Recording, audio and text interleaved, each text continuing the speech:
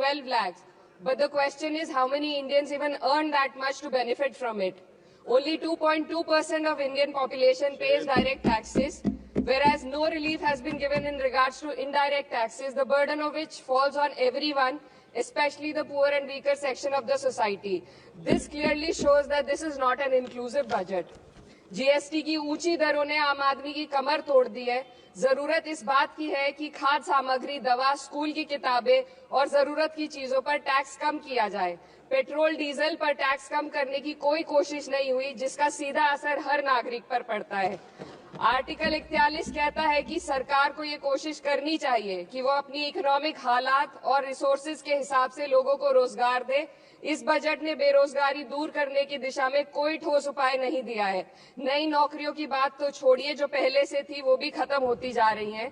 Skill development programme के नाम पर करोड़ों खर्च किए जा रहे हैं, मगर सवाल ये है कि ट्रेनिंग लेने के बाद कितने नौजवानों को असल में नौकरी मिल रही है।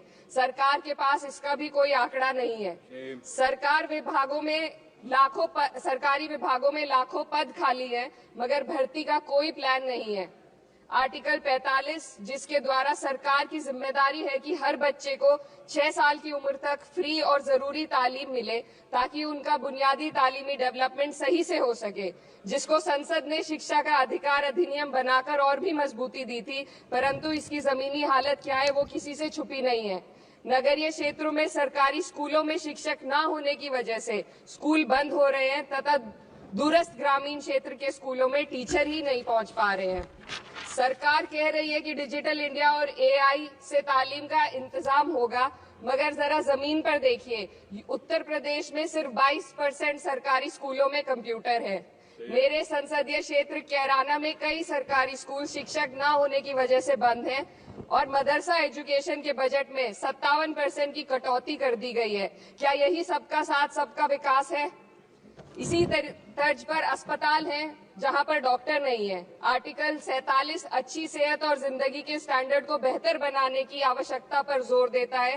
राज्य की जिम्मेदारी है कि लोगों की सेहत और उनके वेलबींग को बेहतर करने के लिए जरूरी कदम उठाए, लेकिन हकीकत यह है कि इस बजट का सिर्फ 2% ही आम जनता तक पहुंच पाता है।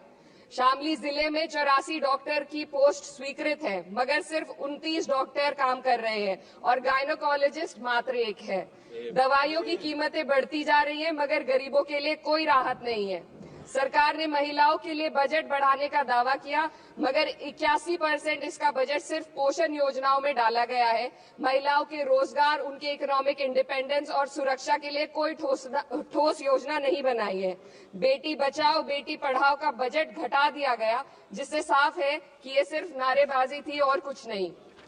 किसानों की बदहाली हम सबके सामने है, लगातार चलती आ रही है। 2016 में कहा गया था कि 2022 तक किसानों की आमदनी दोगुनी होगी, मगर 2025 आ गया और एमएसपी पर कोई ठोस गारंटी आज भी दी नहीं गई है।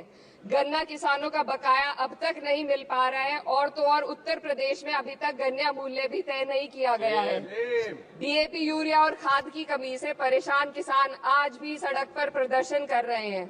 मजदूरों के लिए जो सबसे बड़ी योजना मनरेगा थी, सरकार कहती है कि मनरेगा ग्रामीण भारत की रीढ़ है, मगर बजट में कोई भी बढ़ोतरी नहीं मिलना बहुत शर्मसार है। औसतन 44 दिन का ही रोजगार मिल रहा है, जबकि स्कीम 100 दिन की गारंटी की होती है। भारतीय रेलवे देश के लोगों की जीवन रेखा है और इसी से यहाँ के लोगों की आर्थिक एवं सामाजिक जिंदगी चल रही है। देश के हर हिस्से को रेल कनेक्टिविटी से जोड़े जाना सरकार की कल्याणकारी नीति का हिस्सा है। मेरे संसदीय क्षेत्र कैराना के रेलवे से जुड़ी 2 मांगे लंबे समय से लंबित है। दिल्ली शामली सहारनपुर रेल लाइन का दोहरीकरण और पानीपत शामली मेरठ लाइन का सर्वे अति शीघ्र ही कराए जाने की बहुत पुरानी मांग को बजट में शामिल किया जाना चाहिए। देश भर में बिजली की दरें बेहद असमान है। उत्तर प्रदेश में ये दरें बहुत ज्यादा है। देश भर में एक समान बिजली दरें लागू करने का प्रावधान किया जाए। रिवैम्प योजना में हर घर तक बिजली पहुंचाने के लिए एलटी लाइन बनाने का प्रावधान भी जोड़ा जाए। कृषि उपकरणों व खाद डीएपी को जीएसटी से मुक्त किया जाए। किसानों की एमएसपी की मांग को पूरा करने के साथ साथ उत्तर प्रदेश के किसानों को गन्ना मूल्य निर्धारण पिछले वर्ष से बढ़ाकर किया जाना बेहद जरूरी है। जनपद शामली व मुजफ्फरनगर को एनसीआर में तो शामिल किया गया है, परंतु वहां पर कोई विकास नहीं हुआ तथा उसको कोई भी लाभ नहीं मिला है। वहां के लोग सिर्फ प्रदूषण के बाध्यकारी नियमों से परेशान हैं, इसलिए दोनों जनपदों को एनसीआर की सीमा से बाहर किया जाना चाहिए। मेरे संसदीय क्षेत्र में मैं कुछ चीजें बजट स्पीच में ऐड करना चाहती हूँ। एक, ट्रॉमा सेंटर और जिला अस्पताल के अपग्रेडेशन की भी मांग है। जनपद शामली और सहारनपुर में एक महिला डिग्री कॉलेज खोला जाए। कैराना में, सर जस्ट कंक्लूडिंग, यमुना नदी के घाट पर सौंदर्य कार्य का भी कार्य जोड़ा जाए। जनपद शामली में टेक्सटाइल पार्क की स्थापना की जाए और जो संसद निधि है, सांसदों को केवल 5 करोड़ रुपए दिए जाते हैं और एमएलए, उत्तर प्रदेश के एमएलए को भी 5 करोड़ दिए जाते हैं। हमारी मांग है या तो इसे बढ़ाकर 25 करोड़ किया जाए या फिर सिरे से खारिज किया जाए। Sir just one The union budget was an opportunity to address the pressing. Sir, just 1 minute. Please, 2 more speakers are in your party. Sir, just pressing concern of India's citizen, rising unemployment, soaring inflation, crumbling public services, and deepening rural distress. Yet, instead of offering real solution, the government has focused on optics and half measures. While tax relief for the middle class is welcome, it does nothing for the millions who earn too little to benefit from it.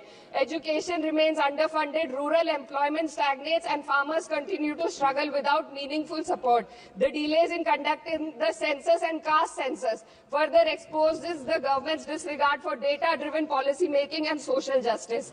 India needs a budget that prioritizes its people, not just its economic headlines. A budget that invests in human capital, strengthens social security, and ensures dignity and stability for all. But what we have instead is another missed opportunity, one that fails the poor, the youth, the farmers, and the women of this country. Budget प्रस्ताव पर अपने विरोध को मैं 2 पंक्तियों में आपके सामने रखना चाहूंगी। बेदम हुए बीमार दवा क्यों नहीं देते? बेदम हुए बीमार दवा क्यों नहीं देते? तुम अच्छे मसीहा हो, शिफा क्यों नहीं देते? मिट जाएगी मखलूक तो इंसाफ करोगे, मुनसिफ हो तो हश्र उठा क्यों नहीं देते? भारत के संविधान के आर्टिकल 38 भारत को एक वेलफेयर स्टेट के तौर पर पेश करता है और सरकार की जिम्मेदारी है कि बजट और उससे जुड़ी वेलफेयर स्कीम्स